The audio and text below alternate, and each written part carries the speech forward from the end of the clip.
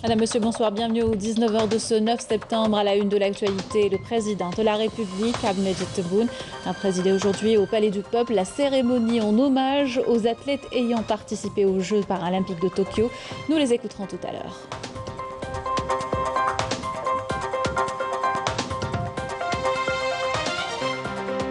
Le ministre des Affaires étrangères prend part au Caire aux travaux de la session ordinaire du Conseil de la Ligue arabe au niveau ministériel, où il réitère la position constante de l'Algérie de soutien à la cause palestinienne. Élection locale du 27 novembre, la révision exceptionnelle des listes électorales se poursuit jusqu'au 15 septembre. Le point sur l'opération à Béchar, El-Oued et à Tindouf.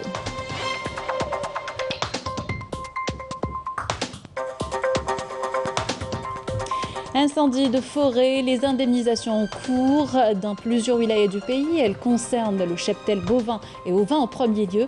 Illustration à Djidjel et à Tizi Ouzou. Bienvenue à tous, heureuse de vous retrouver. Je vous disais en titre, le président de la République, Ahmed Tebboune, a présidé aujourd'hui au Palais du Peuple la cérémonie en hommage aux athlètes ayant participé aux Jeux paralympiques de Tokyo et ayant décroché 12 médailles et battu des records africains et mondiaux. La cérémonie s'est déroulée en présence du président du Conseil de la Nation, Salah Boudjil, du président de l'Assemblée populaire nationale, Ibrahim Bourali, du président du Conseil constitutionnel, Kamel Fenish, et du Premier ministre, ministre des Finances, Ayman Ben Abdelrahman, du général de corps d'armée Saïd Chingriha, chef d'état-major de l'ANP, des membres du gouvernement et des conseillers auprès du président de la République.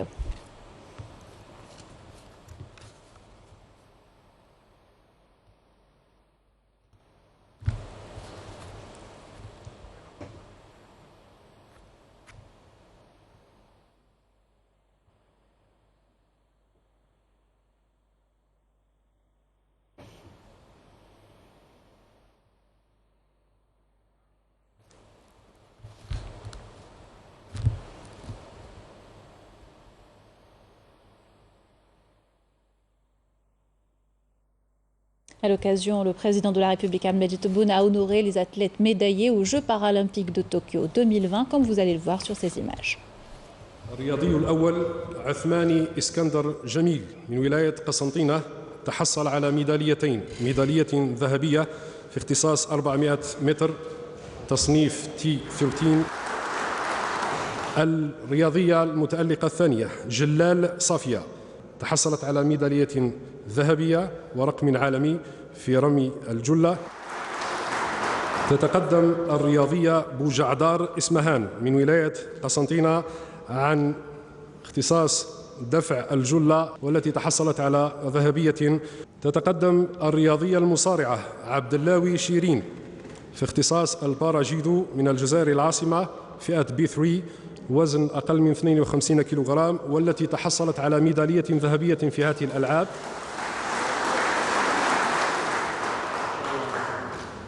تتقدم الرياضية صايفي نسيمة من الجزائر العاصمة في اختصاص رمي القرص وتحصلت على ميدالية فضية.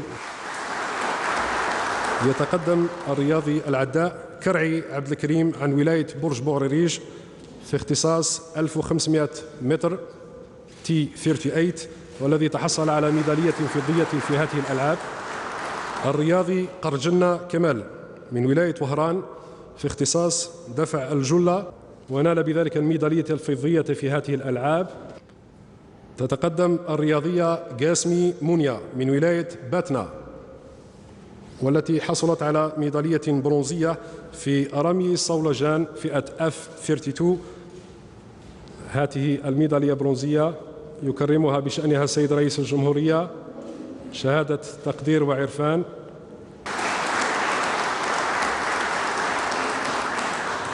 تتقدم الرياضية حمري ليندا في اختصاص القفز الطويل والتي تحصلت على ميدالية برونزية.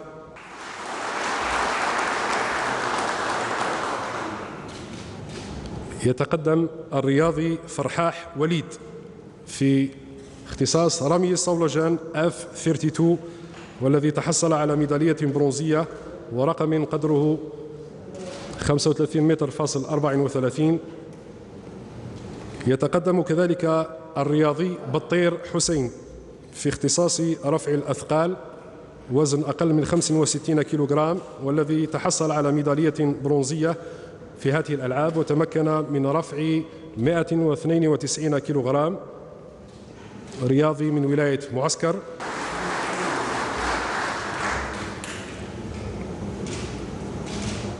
Par la suite, le président de la République a pris une photo de groupe avec les athlètes médaillés aux Jeux paralympiques.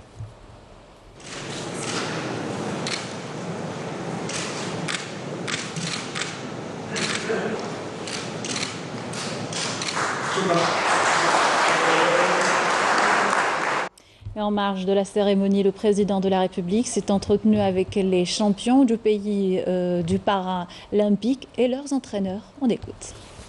L'objectif نتاعنا المستقبلي سي لي جو تاع وهران ندخلوا فيهم لي جو بارالمبيك وسيرتو سيرتو سيرتو باريس 2024. ونشكروا حنا من طرف الوزاره الحمد لله مجنده 100%. الحمد لله المرافقه كانت تامه. ومستقبلا انا ما نفرقوش بين الرياضيين لي زاتلات نتاعنا، ما كانش فرق. الحمد لله. اللي يرفع الاعلام هذاك هو اللي انا معاه. بارك الله فيك. بالنسبه للرياضات الاخرين انتم شوفوا الرياضات لازم تجيب لهم لي زونترينور تاعهم، لازم نكونوا مكونين باش نخلقوا رياضات جديده. وزافي كارت بلانش، ماهيش قضيه فلوس، ماهيش قضيه امكانيات. الحمد لله. سمعت؟ احنا نديروا بين عينيكم لوبجيكتيف 2024. في انتظار لوبجيكتيف 2024. ما يمنعكش باش ديروا لقاءات جهويه، لقاءات ما بيننا وبين الاشقاء في تونس، موريتانيا، بيننا وبين الدول تاع الساحل، بيننا وبين بعض الدول الاوروبيه، اسبانيا، ايطاليا، فرنسا، اليونان. ديروا لقاءات باش لي زاتلات تاعنا تكون عندنا العاب ابيض متواصل. احنا عندنا واش دير روحك؟ واش دير روحك تكون؟ ان شاء الله. ان شاء الله تكون ان شاء الله ان شاء الله. فهمت؟ سيدي الرئيس نتمنى بالتوفيق. الله يبارك فيك. نجدد لك الشكر على رد الاعتبار. شكرا. واجب. إذا توت لي انستركسيون باش يتهلا فيكم في المستقبل ماشي كيما زمان. ان شاء الله. ان شاء الله. لازم يتبعوكم نهار بنهار. ان شاء الله. سيدي الرئيس كانت احنا معطلين. شريت يروحوا غير المدربين ينساو المدربين المعطلين. انا نقول لك الماضي نسوه خلاص. هذا الانسان اللي يبقى ماشي مع الماضي ما يتقدمش. هذه عيطوا الجزائر الجديده. هذا هو. الوغ طلعوا حسابكم الشيء اللي تحتاجوه الوزير ديسبونيبل. الا ما قدرتوش بعث رساله للوزير الاول ولا رئيس الجمهوريه. صحيح سيدي الرئيس. يعطيك الصحه ان شاء الله. الله يجازيك الصحه. الله يحفظ بلادنا. الله يبارك.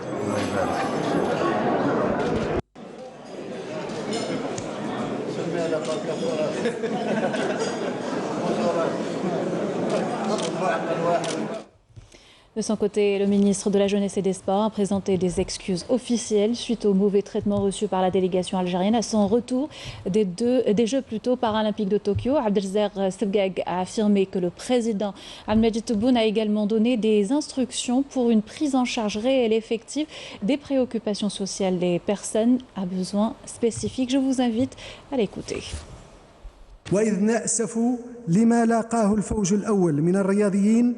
Nous déplorons l'accueil réservé au premier groupe d'athlètes à leur retour de Tokyo. Nous tenons à présenter nos excuses officielles du comportement envers nos sportifs paralympiques et je réaffirme que tout le mérite et la considération leur sont voués. Cet hommage n'est que le fruit du travail assidu, de la patience et de la persévérance afin de réaliser les objectifs fixés en toutes circonstances. C'est un message à l'adresse de tous les jeunes Algériens pour leur dire que l'État algérien ne renonce pas au sacrifice de ses enfants et que l'on on récolte ce que l'on sème. À cette occasion, j'annonce en application des orientations du président de la République que le secteur de la jeunesse et des sports en Algérie connaîtra sous la supervision du Premier ministre un bond qualitatif grâce à la volonté politique suprême d'assainir le secteur de toute forme de corruption, de réhabiliter les structures sportives pour qu'elles puissent abriter des compétitions continentales et internationales et de relancer la diplomatie sportive, tout en focalisant sur le renforcement des capacités de la ressource humaine pour aboutir au professionnalisme réel. Et pour ce faire, le président de la République a ordonné l'amendement du texte de loi définissant les modalités d'application des dispositions statutaires relatives aux sportifs d'élite de haut niveau, notamment en ce qui concerne les primes de résultats accordées à ces athlètes. Cet amendement permettra d'instaurer l'égalité dans les primes et indemnités accordées à tous les sportifs d'élite et de haut niveau. Le président Tebboune a également donné des instructions pour une prise en charge réelle et effective des préoccupations sociales des personnes à besoins spécifiques au niveau local, en sus de la mobilisation d'un autocar aménagé et sa mise à la disposition de la Fédération algérienne handisport.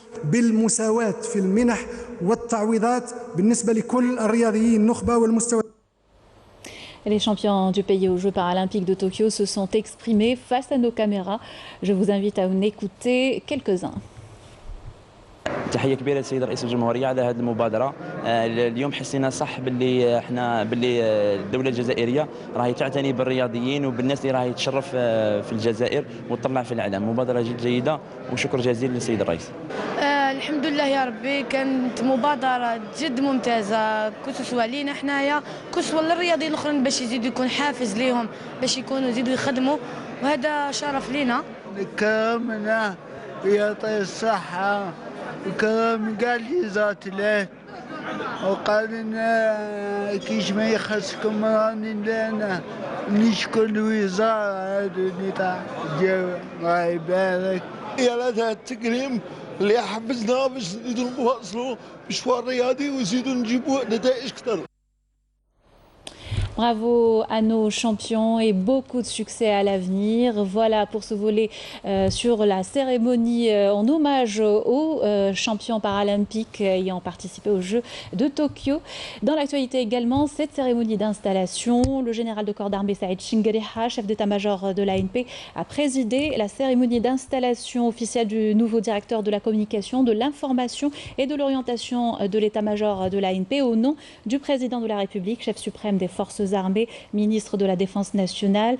C'est une cérémonie au niveau de l'école supérieure militaire de l'information et de la communication en première région militaire. La cérémonie d'installation officielle du général-major Saba Mabrouk dans les fonctions de directeur de la communication, de l'information et de l'orientation de l'état-major de l'ANP en remplacement du général-major Madi Boualem. Après la cérémonie d'accueil en présence du commandant de la première région militaire et des chefs de département de l'état-major de l'ANP, le général de corps d'armée a tenu une réunion avec les cadres de la direction dans la salle de conférence où il a prononcé une allocution à travers laquelle il a souligné que cette désignation s'inscrit dans le cadre de la démarche du haut commandement de l'armée nationale populaire visant à faire de l'alternance des postes et des fonctions aux différents niveaux une tradition louable et consacrée qui impulse une nouvelle dynamique dans les rangs.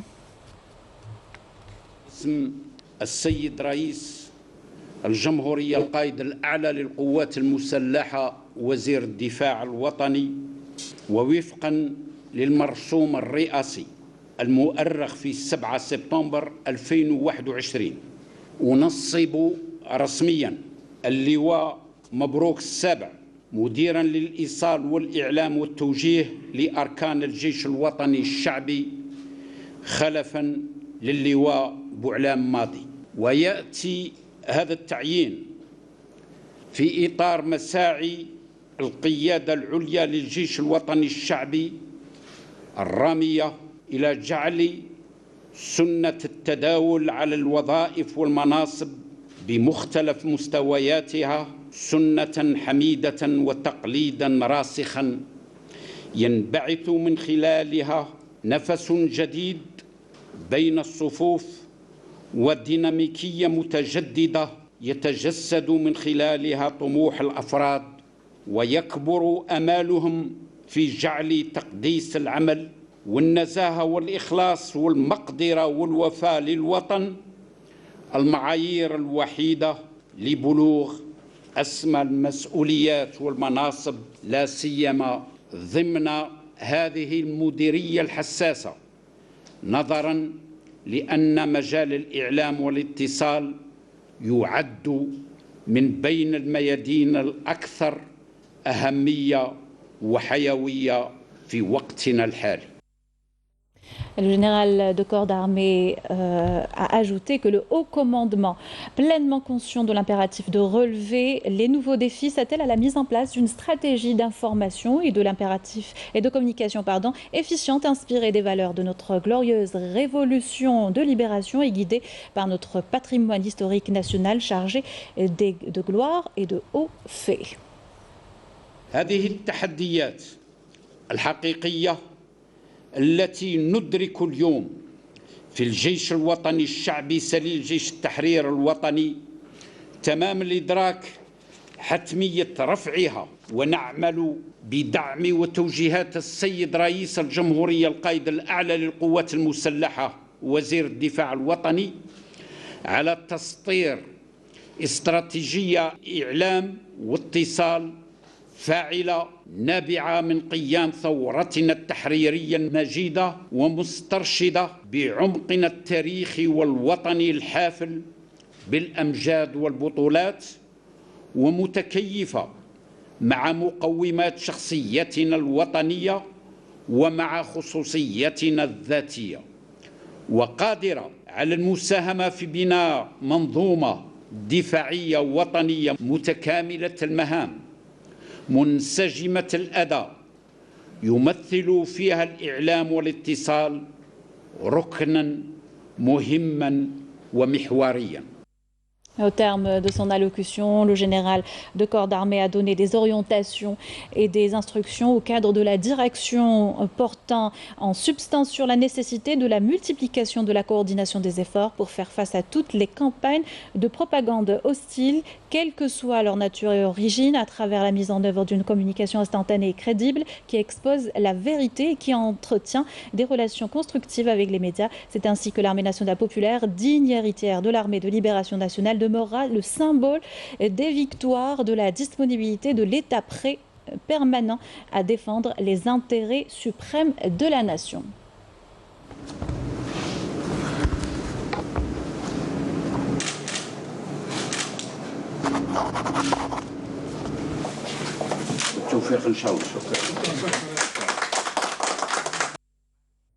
À l'issue, le général de corps d'armée a signé le procès-verbal de la passation de pouvoir et le livre d'or de l'École supérieure militaire de l'information et de la communication. Dans l'actualité également, ce déplacement du ministre des Affaires étrangères, Ramtan Lamamra, prend part au Caire aux travaux de la session ordinaire du Conseil de la Ligue arabe au niveau ministériel. À l'ordre du jour de cette session, entre autres, les derniers développements de la cause palestinienne et dans nombre de pays arabes, à l'instar de la Syrie, la Libye et du Yémen. À l'occasion, Ramtan Lamamra a réaffirmé que les positions de l'Algérie restent claires et fermes et inchangées quant aux questions internationales et aux crises que vivent certains pays arabes dans cette période qu'il a qualifiée de la plus dangereuse et la plus difficile dans l'histoire contemporaine du monde arabe, soulignant la dangerosité de certaines orientations et positions adoptées par certains pays qui ont choisi de former des alliances avec des ennemis historiques dans le but d'assouvir les intérêts factuels, conjoncturels et porter atteinte aux pays voisins, affirmant que ce genre de comportement ne fera qu'exacerber les tensions dans la région, avant d'ajouter qu'elles impactaient négativement la première cause et la principale du monde arabe,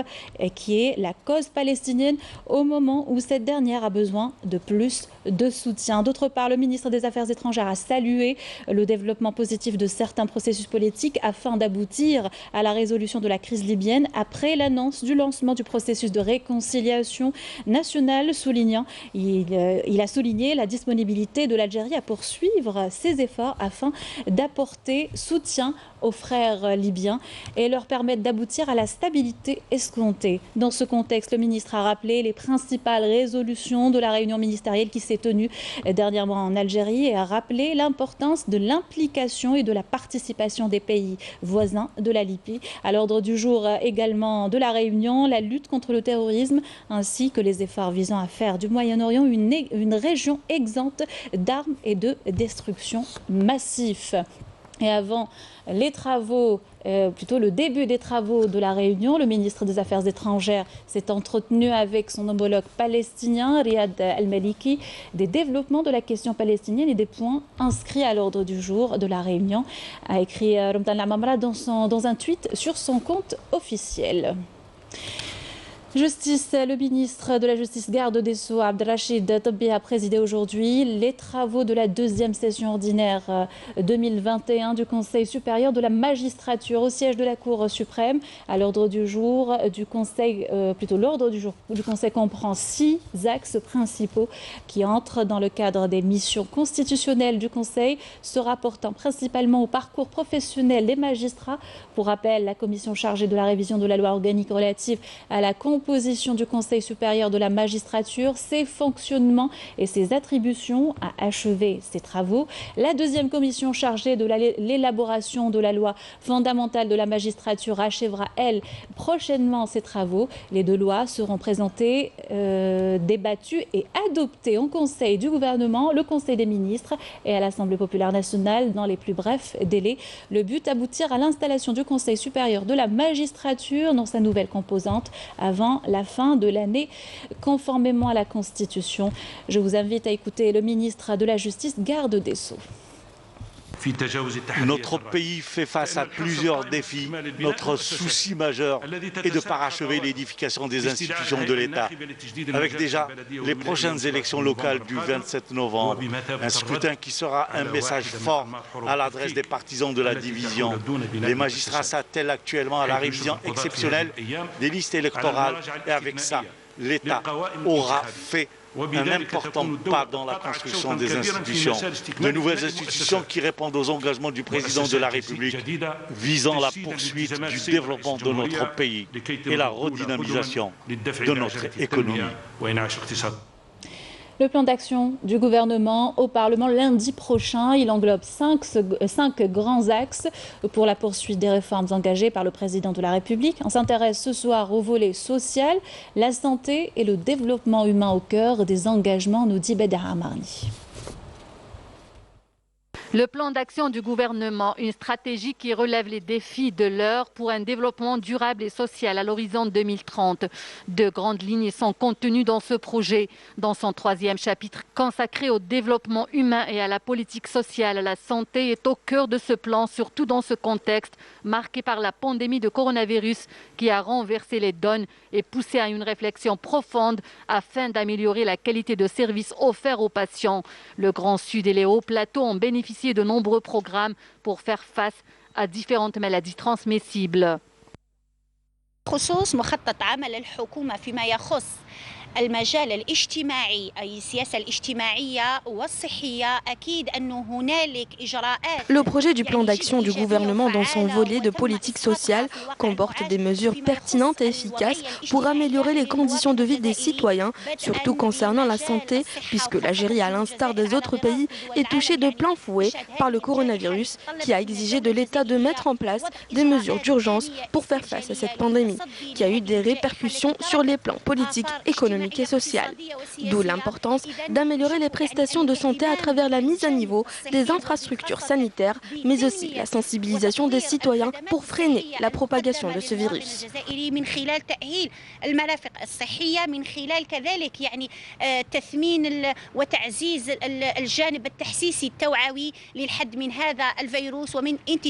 Au volet du développement scientifique, il est prévu le lancement cette année de l'École nationale supérieure de l'intelligence artificielle, en plus de la création des incubateurs et l'accompagnement des étudiants porteurs des projets.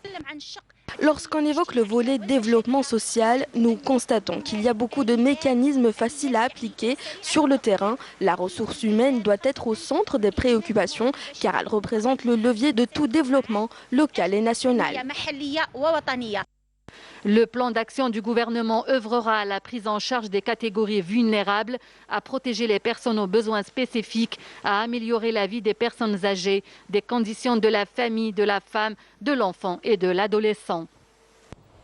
Élection locale du 27 novembre, la révision exceptionnelle des listes électorales se poursuit jusqu'au 15 septembre. L'opération se déroule au niveau des représentations locales de l'ANI, plutôt dans chaque commune. Elle est également possible à distance, je le rappelle. Le point avec nos équipes à Béchar, El Oued et Tindouf. Commentaire Bedia Amardi. Convaincu que voter est un droit constitutionnel et un devoir national, Mohamed Belkhir, âgé de 21 ans, s'est déplacé à l'APC de Qnetsa à Béchar pour s'inscrire sur les listes électorales. Je suis venu changer de résidence de Saïda à Béchar. J'ai été bien accueilli. Voter est un droit constitutionnel. J'appelle les jeunes à voter. Je suis optimiste quant au changement que pourraient apporter ces élections. Le jeune Mohamed n'a pas trouvé de difficulté à faire un transfert de résidence, et ce, grâce à la radiation automatique et à la mobilisation des agents de l'APC qui veillent à la réussite de l'opération de révision des listes électorales. La radiation à distance a facilité les choses aux citoyens et permet le déroulement de l'opération de révision des listes électorales dans de bonnes conditions. Dans la wilaya d'El Oued également, et plus précisément au niveau de la région frontalière Talab El Arbi, la révision des listes électorales est entamée. Je viens de m'inscrire sur la liste électorale. J'attends que les choses changent et que la jeunesse s'implique davantage. Tous les moyens humains et matériels sont mis en place pour un bon déroulement de l'opération et pour faciliter les inscriptions et les radiations à travers le territoire national, comme ici à Tindouf, où les citoyens affluent pour s'inscrire sur les listes électorales. Je souhaite que les jeunes participent en force à ces élections locales afin de choisir leur élu parmi les cadres pour gérer la prochaine étape avec rigueur. Il faut s'inscrire sur les listes électorales et aller voter pour un vrai changement. Qu'en pense la jeunesse de Tindouf de cette échéance électorale et quelles sont leurs attentes? Nous souhaitons que tout le monde aille voter pour plus de développement dans notre région. Nous voulons l'homme qu'il faut à la place qu'il faut. J'appelle tout le monde à voter pour créer le changement tant attendu. Être à l'écoute des citoyens, aller vers un développement local plus soutenu sont les attentes des Algériens de ces élections locales. Incendie, les indemnisations des victimes se fait notamment en nature. Elles concernent en premier lieu le cheptel bovin et ovin. À l'exemple, à Tizi Ouzou par exemple, les indemnisations sont en cours. Il est également question de réhabiliter les habitations endommagées. Opération avec la participation de la CNL, nous dit Mariam Damis. Les indemnisations des familles sinistrées par les feux de forêt se poursuivent, cette fois-ci dans la wilaya de Tizi Ouzou, où la Caisse nationale du logement a participé à cette opération pour financer la réhabilitation des maisons incendiées. Je voudrais remercier tous les bienfaiteurs qui nous ont aidés à surmonter cette tragédie. Dieu merci, nous avons été dédommagés. Dieu merci, nous sommes sains et saufs.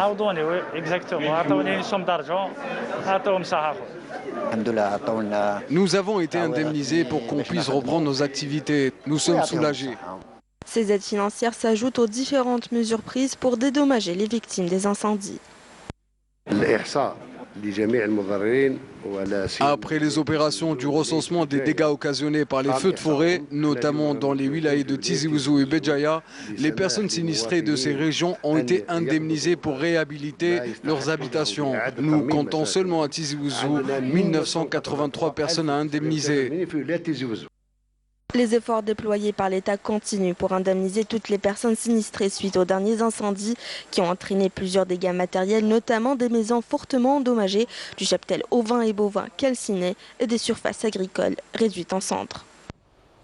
Et cette triste nouvelle, à présent, le Moudjahid et membre de l'armée de libération nationale Ammar Ben Chaïba, appelé Ali Ben Chaïba, est décédé à l'âge de 97 ans. Suite à cette annonce, le ministre des Moudjahidines et des ayants droit, Al-Aïd Rbiqa, présente ses condoléances à la famille du défunt et à la famille révolutionnaire. Inna lillahi wa inna ilayhi raji'un. Le point sur la situation sanitaire, elle reste stable à une tendance baissière. 313 nouveaux cas confirmés confirmés de coronavirus, 275 guérisons et 21 décès ont été enregistrés ces dernières 24 heures selon le ministère de la Santé. Voilà, c'était là la dernière information de notre journal. Merci de l'avoir suivi. Excellente soirée sur Canal Algérie.